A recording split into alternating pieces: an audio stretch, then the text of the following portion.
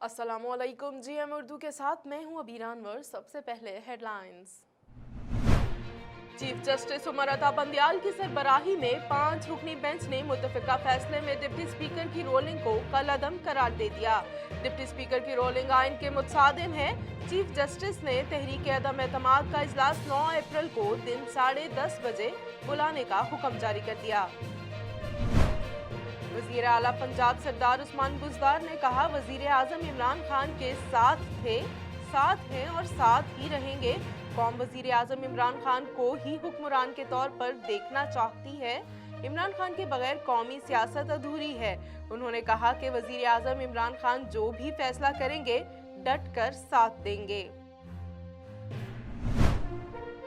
Governor Khyber Pakhtunkhwa Shah फरमान के मुस्तफी होने का इम्कान है। जराये के मुताबिक गवर्नर खैबर पख्तूनख्वा शाह फरमान वजीर आजम का आज कौम से खिताब का इंतजार कर रहे हैं, जिसके बाद उनके मुस्तफी होने का इम्कान है।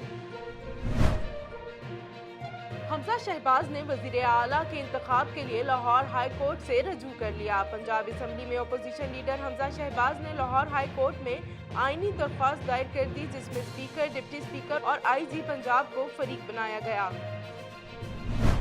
यूक्रेन में 2 अपार्टमेंट्स के मलबे से 26 लाशें बरामद। रूस के हमलों से मुतासरा यूक्रेन के कस्बे बोरोडेनिका में 2 अपार्टमेंट्स के मलबे से 26 लाशें निकाल ली गईं। महकमा primary and secondary health care Punjab ने कोरोना वायरस के गुज़श्ता 24 घंटों के आदाद शुमार जारी कर दिए। सूबा भर में कोरोना के केसेस की कुल तादाद 5,53,057 हो चुकी है। बिहाड़ी के इलाका थाना मथरू की हदूद में हाईकोर्ट मुल्तान के 5 रुकनी बेंच के हुक्म पर रकबा वागजार करवाने पर भतीजों की तरफ से फुप्पी राबिया खान को जान से मारने की धमकियां मिलने लगी। नोटिस की अपील।